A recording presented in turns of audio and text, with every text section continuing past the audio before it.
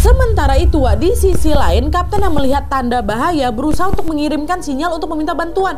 Mayday, mayday, kapal kami hampir tenggelam. Mayday, mayday, tolong bantu kami.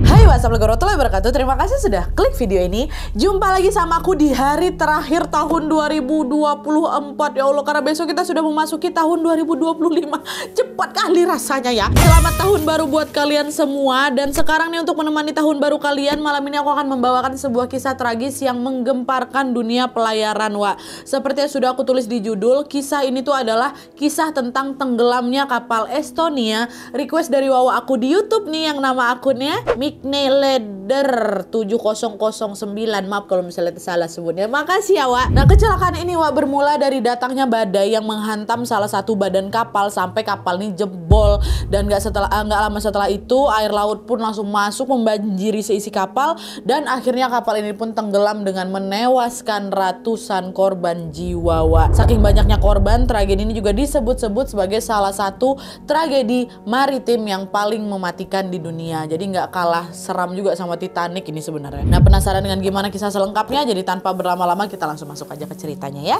Check it out.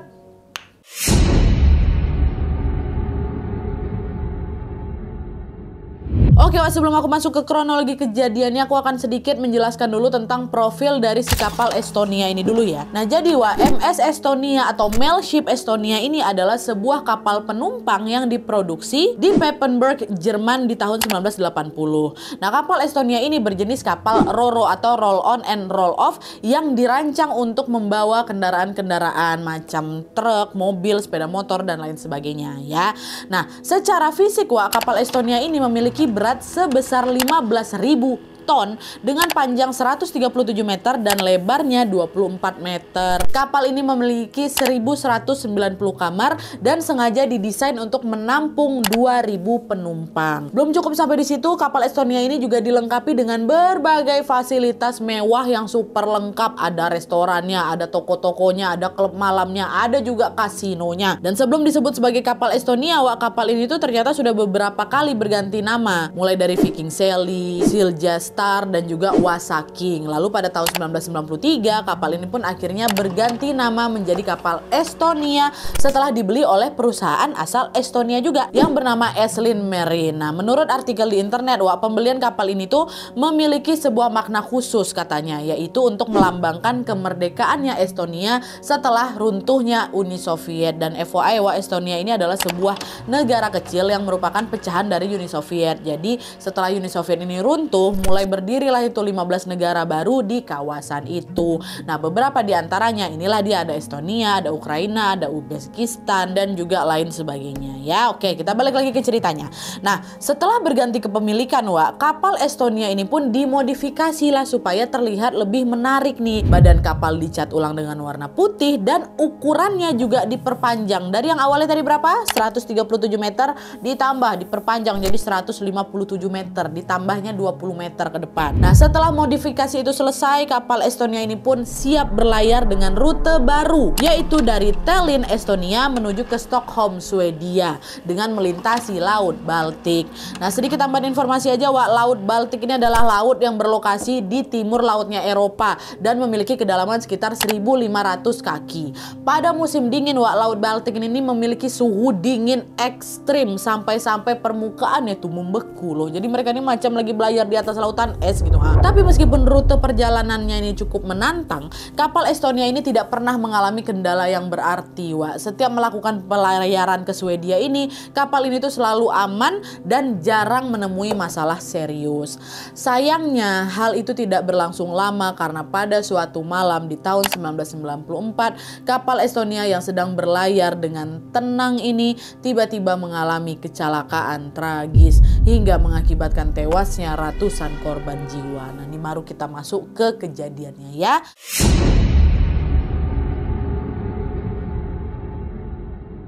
Nah, jadi Wak, ceritanya pada tanggal 28 September 1994, kapal Estonia ini dijadwalkan berlayar dari kota Tallinn menuju ke Stockholm dengan membawa 939 penumpang. Nah, perjalanan malam itu dinahkodai oleh dua orang kapten, Wak, yang masing-masing, yang satu namanya Arvo Pitt, terus yang kedua namanya Arvo Andersson ya. Nah, awalnya kapal Estonia ini dijadwalkan berangkat di jam 7 malam, tapi karena ada sedikit kendala, kapal itu harus mengalami keterlambatan berangkat selama beberapa menit. Dan karena nggak mau semakin terlambat nih, akhirnya kapten pun memutuskan untuk berlayar meninggalkan pelabuhan Tallinn ini pada jam 7:17 menit. Dan kapal Estonia ini dijadwalkan tiba di Stockholm pada jam 9 pagi keesokan harinya gitu. Nah, setelah meninggalkan pelabuhan, Evo dan juga Andersson atau si kedua kapten ini, Wak, mengendarai kapal Estonia dengan kecepatan yang normal-normal aja. Pelayaran itu berjalan lancar tanpa ada kendala apapun. Tapi ketika memasuki jam 9 malam, tiba-tiba datanglah nih ombak sebesar atau setinggi 5 meter gitu yang menghantam kapal Estonia. Tapi meskipun begitu, penumpang tetap tenang tuh dan menganggap bahwa hal ini adalah ya hal biasa aja, cuaca buruk itu mungkin gitu kan. Namanya juga kita lagi di laut, sesekali oleng ya itu biasa aja, pasti gegara badai gitu kata mereka. Nah, bersamaan dengan itu, kedua kapten pun segera langsung menambah kecepatan kapalnya supaya mereka terbebas dari badai. Dan cara itu membuahkan hasil, Wak, karena kapal Estonia ini bisa lepas dari pusaran air dan kembali melanjutkan perjalanannya. Dah, jalan lagi lah ini mereka. Beberapa saat kemudian, tepatnya di jam 9:45 menit atau 45 menit ke depan, masalah pun kembali datang lagi, Wak. Secara tiba-tiba angin berhembus kencang sampai bikin kapal ini sedikit oleng. Nah, di saat yang sama hujan deras juga mulai turun, Wak, diikuti sama suara petir yang menggelegar di sana kemari. Tapi lagi-lagi hal itu bukan masalah besar karena kedua kapten pun sudah terbiasa dan waktu itu mereka juga mampu menstabilkan kapal supaya tidak terguncang. Dan karena goncangan itu tidak begitu ekstrim menurut mereka, penumpang yang lagi berada di dalam kapal juga lagi-lagi masih santai-santai aja. Waktu itu mereka masih asik menikmati aktivitas masing-masing tanpa rasa khawatir. Wah, ada yang lagi main kasino, ada yang lagi party, ada yang lagi makan-makan, dan ada juga yang udah tiduran di kamar masing-masing. Pokoknya sesantai itulah mereka. Tapi di saat malam udah semakin larut lagi, hiruk pikuk keriuhan penumpang pun mulai mereda. Kala itu sebagian besar penumpang sudah mulai mengantuk dan memilih untuk beristirahat di kamar mereka. Udah agak tengah malam nih, masuk kamar masing-masing, tidur, istirahat. Nah, terus di tengah kesunyian itu, Wak, tiba-tiba terdengar suara ledakan dari dek kargo. Dar, gitu kan. Nah, merasa ada yang nggak beres, si Andersson salah satu kapten bilang lah ke si Evo kawannya ini, kok dengar nggak suara tadi, Wak? Suara apa itu ya? Nggak tahu aku. Apa jangan-jangan ada yang meletus ya di bawah? Yaudah cobalah aku cek dulu, siapa tahu ada sesuatu, kata si Andersson. Oke, siap, aku pergi ngecek, kata si Evo kan. Dah, pergilah si Evo ini, turun dia ke dek penyimpanan kargo tempat ledakan itu berasal. Tapi setelah dicek sama Evo, Wak, ternyata nggak ada kerusakan apa-apa, baik-baik aja di sana. Nah, karena nggak ada yang rusak, Evo balik lagi lah ini ke ruang kemudi dan melaporkan hal itu kepada si Andersson. Nggak ada apa-apa, Wak, mesinnya juga baik-baik aja. Oh ya udahlah kalau gitu, udah kita lanjut lagi ya perjalanan, kata si Andersson. Dan standby lagi lah mereka berdua di situ. Mereka pun melanjutkan perjalanan itu dengan tenang. Ketenangan itu juga tidak bertahan lama lagi, Wak, karena pada jam 1:05 dini hari lagi-lagi terdengar suara ledakan untuk kedua kalinya. Dar, gitu kan.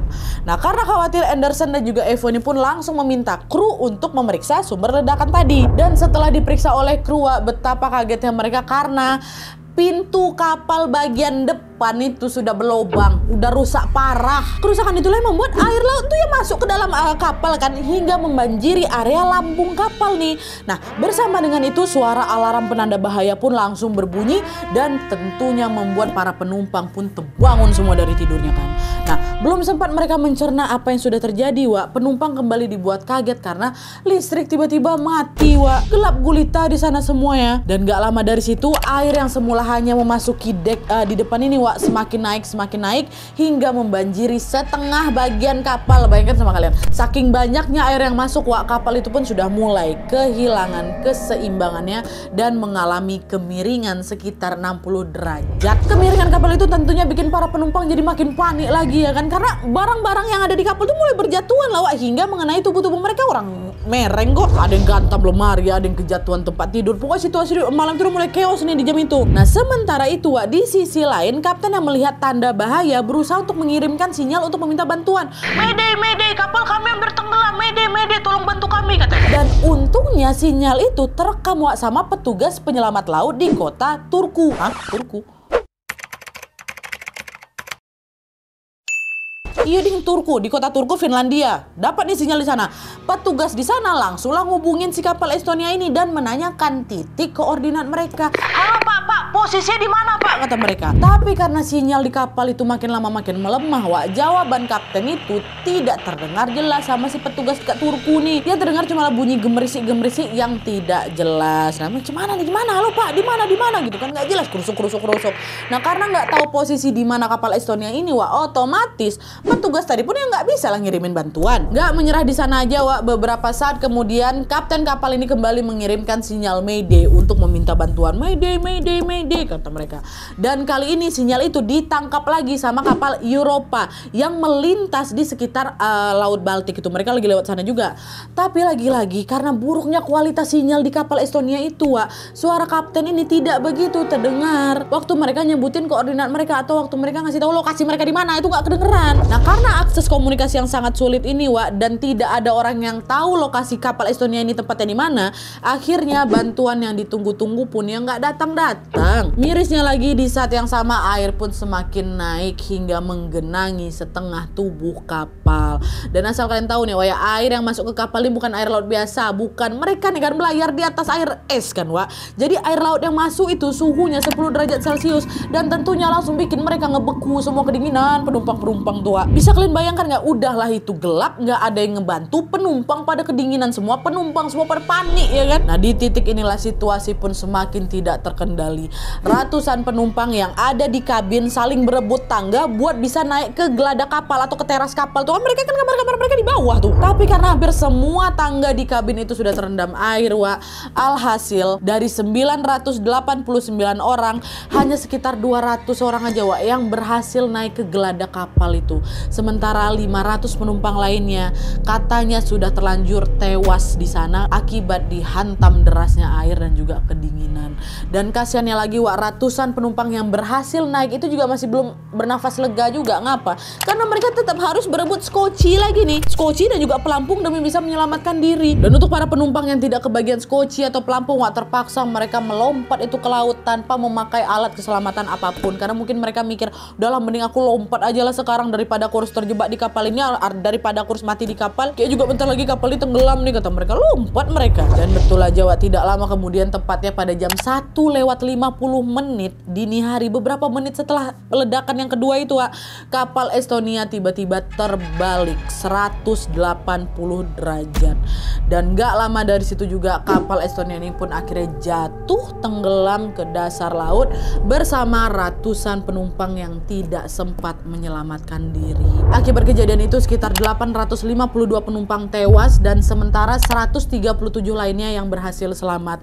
Para korban yang selamat ini pun kemudian ditolong oleh kapal Mariella yang melintas di lokasi kejadian. Selain mengevakuasi korban, Wak, kapal Mariella ini juga mengabarkanlah berita tenggelamnya kapal Estonia ini hingga didengar sama pemerintah Estonia. Nah, malam itu juga pemerintah pun langsung menerjunkan puluhan helikopter untuk bisa membantu mengevakuasi korban. Tapi karena keterbatasan alat dan juga sulitnya medan kala itu, Wak, alhasil penumpang yang sudah tenggelam di dalam kapal tidak berhasil dievakuasi karena kan mereka masih terperangkap dalam kapal kan, Wak. Hal itu tentunya membuat pihak keluarga sangat berduka karena mereka tidak bisa melihat jasad korban untuk terakhir kalinya. Dan menanggapi hal itu, pemerintah Estonia sempat berjanji akan mengangkat bangkai kapal untuk bisa mengevakuasi korban-korban di dalam supaya mereka ini bisa dimakamkan secara layak. Tapi sayangnya janji itu juga tidak bisa diwujudkan karena keterbatasan biaya dan juga alat-alat mereka, dimana untuk mengangkat bangkai kapal itu ke permukaan, Wak, diperlukan peralatan yang sangat canggih dan tentunya memakan biaya yang sangat besar. Mereka nggak ada uang, mereka nggak ada alat. Nah, karena gagal mengevakuasi bangkai kapal, sebagai gantinya pemerintah Estonia kala itu mendirikan monumen untuk bisa memperingati seluruh korban yang sudah tewas di dalam tragedi itu. Pemerintah Estonia juga menuliskan nama-nama korban di dinding monumen itu Wak, sebagai bentuk penghormatan mereka. Dan selain itu, selain mendirikan monumen, pemerintah Estonia ini dibantu oleh pemerintah Swedia dan juga Finlandia membentuk tim khusus untuk menginvestigasi tenggelamnya kapal Estonia ini. Kenapa bisa tenggelam kayak gitu kan? Nah, investigasi ini pun berjalan cukup lama sampai akhirnya tahun 1997 mereka akhirnya mengumumkan hasil investigasi ini secara publik Wak. Melalui investigasi itu, tim peneliti melaporkan kalau kapal Estonia ini tenggelam akibat adanya kerusakan parah di bagian haluan atau bagian depan kapal. Peneliti ini berpendapat bahwa material yang dipakai untuk membuat haluan kapal itu kurang kuat untuk menahan gempuran ombak di Laut Baltik. Makanya itulah bisa jebol gitu kan. Dan pernyataan itulah yang mengindikasikan kalau konstruksi dari kapal ini berkualitas kurang baik. Ya terbukti orang nggak bisa nahan ombak kok jebol ya kan. Nah di sisi lain pernyataan itu bikin perusahaan yang buat si kapal Estonia ini Wak nggak terima. Mereka pun juga melakukan investigasi mandiri juga dan menyimpulkan bahwa kapal Estonia ini tenggelam bukan karena konstruksinya yang buruk, tapi karena kurangnya perawatan. Jangan asal ngomong kalian ya. Jangan menyalahin produk kami aja. Dulu kami bikin produk ini sebagus mungkin dengan material yang tahan banting, udah diuji coba juga. Kalau sekarang kapal ini rusak, ya kalian aja ngerawatnya nggak betul. Ini kan harus ada perawatan berkala. Pasti jarang kalian rawat kan? Nah, itu kata mereka. Nah, perbedaan pendapat antara pemerintah dan juga perusahaan pembuat kapal inilah yang memicu perdebatan di kalangan masyarakat Wah. Ada orang-orang yang memihak kepada pemerintah, tapi ada juga orang-orang yang memihak kepada perusahaan. Tapi seiring berjalannya waktu, beberapa orang pun mulai menyaksikan hasil investigasi itu, baik dari investigasi pemerintah ataupun investigasi dari perusahaan. Kenapa?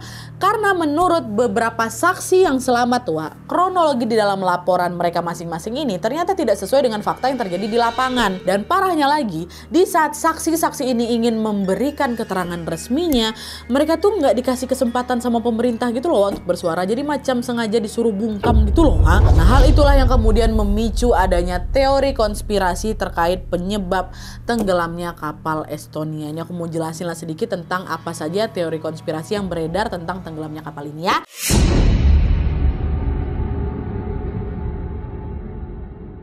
Teori pertama adalah serangan militer Wak. Teori ini mengatakan kalau kapal Estonia ini tenggelam bukan karena dihantam ombak, bukan. Melainkan karena diserang sama militernya Rusia. Nah menurut sebagian orang Wak, militer Rusia ini lagi marah besar karena kapal Estonia ini diduga menyelundupkan pasokan senjata ke Swedia. Dan teori ini muncul karena dulu kali pemerintah Swedia dan pemerintah Estonia ini memang pernah terlibat jual beli senjata secara diam-diam. Dan epicnya lagi Wak, penyelundupan senjata itu juga dilakukan dengan kapal feri yang memiliki rute yang sama. Macam rute kapal Estonia ini, yaitu berangkatnya dari Tallinn menuju ke Stockholm. Terus balik juga Stockholm ke Tallinn. Dulunya kayak gitu juga. Dan teori ini juga semakin menguat lagi setelah ada sebuah film dokumenter yang memberikan pernyataan menghebohkan, di mana di dalam film itu disebutkan bahwa sejumlah jurnalis menemukan ada lubang besar di lambung kapal, dan lubang itu diduga muncul karena ditabrak oleh kapal selam Rusia. Tapi ya namanya juga teori konspirasi kan Wah, informasi ini masih sekedar asumsi saja yang tidak bisa dibuktikan kebenarannya. Itu teori pertama. Teori kedua adalah sabotase atau serangan teroris. Jadi kapal Estonia ini Wah diduga mengalami sabotase atau serangan teroris. Jadi teori ini tuh masih berkaitan dengan teori pertama sebenarnya, di mana sebagian orang percaya kalau pemerintah Estonia dan pemerintah Swedia ini terlibat bisnis senjata yang dikirim dengan kapal Estonia itulah. Nah hal itulah yang membuat sekelompok teroris menyerang kapal itu dengan tujuan ingin merusak hubungan kedua belah pihak. Mungkin mereka mikir kayak gini, kalau kapalnya tenggelam otomatis kan barangnya nggak akan kekirim nih. Nah kalau barangnya nggak kekirim, Swedia bakal marah nih sama Estonia dan mereka akan berselisih ya kayak gitulah. Tapi lagi-lagi ini cuma teori aja. Teori ketiga adalah kapal Estonia ini diduga tenggelam karena menyelundupkan narkoboy Wak. Menurut sebagian orang, kapal Estonia ini dijadikan sebagai media penyelundupan obat-obatan terlarang atau narkoboy ke Rusia Wak. Nah awalnya penyelundupan ini tuh nggak tercium sama siapa-siapa memang, termasuk oleh para awak kapal. Tapi karena jumlah narkoba yang diselundupkan ini banyak kali katanya, akhirnya ada nih orang yang tahu dan dia langsung membunyikanlah alarm tanda bahaya itu. Jadi alarm tuh katanya dibunyikan sama si orang ini. Nah, dengar bunyi ini, kedua kapten yang teorinya katanya mereka tahu, yang nggak tahu kan cuma awak kapal aja. Kedua kapten ini, si Avo sama si Anderson ini, langsung menyita narkoboy dan langsung dibuangnya lah ke laut melalui haluan kapal. Tapi naasnya setelah dibuka, haluan itu nggak bisa ketutup lagi dan mengakibatkan air pun masuk dan akhirnya kapal itu tenggelam gitu. Nah, tapi meskipun ada banyak sekali teori atau dugaan terkait tenggelamnya kapal Estonia ini, Wak, pemerintah Estonia sendiri resmi menutup penyelidikan kasus ini. Mereka tetap kekeh dengan pendapat mereka di awal, di mana kapal Estonia ini tenggelam karena dihantam badai dan juga ombak besar. Bukan karena minimnya perawatan, bukan karena penyelundupan senjata, atau bukan juga gegara serangan teroris. Tapi ya balik lagi, di sisi lain Badan Komisi Kecelakaan Estonia masih melakukan penelitian tentang kasus ini dengan bantuan pihak-pihak berwenang dari Finlandia dan juga Swedia. Jadi bukan dibantuin sama pemerintah Estonia lagi, Wak. Sayangnya penelitian itu tidak diketahui kelanjutannya karena sampai saat ini belum ada update terbaru tentang penyebab tenggelamnya kapal Estonia. Entahlah apa yang terjadi di sana, Wak, tapi besar kemungkinan Komisi Kecelakaan Estonia ini memang belum selesai melakukan penelitian mereka. Kita doakan saja sama-sama, semoga ada kabar baik lah, Wak, ya, atau kabar yang lebih jelas lagi. Oke, Wak, jadi itu tadi kisah tragis tenggelamnya kapal Estonia. Terima kasih yang sudah request. Sekali lagi, aku yang jelas sekarang udah gak kebayang kali, Wak, gimana paniknya jadi penumpang yang harus berlomba-lomba menyelamatkan diri di tengah cuaca yang lagi dingin kali, gelap-gelapan, ketimpa sesuatu, didesak-desak orang, dan juga hampir tenggelam. Pasti itu momen yang berat kali buat mereka ya. Dan by the way, juga dari beberapa teori konspirasi yang sudah aku sebutkan tadi, menurut kalian mana teori yang paling masuk akal dan kenapa kalian menganggap teori itu masuk akal? Komen semua pendapat kalian soal kisah ini di kolom komentar di bawah ya. Oke, Wak, jadi sekian dulu videonya. Terima kasih banyak yang sudah menonton. Kalau kalian suka video ini, klik like-nya. Jangan lupa komen di bawah untuk tidak dan saran-saran untuk video selanjutnya. Jangan lupa nyalain notifikasinya supaya kalian tahu kalau aku upload video baru. And as always, jangan lupa untuk klik tombol subscribe supaya kalian sama-sama tahu informasi menarik dan menegangkan dari channel aku. See you next video, Wak. Bye.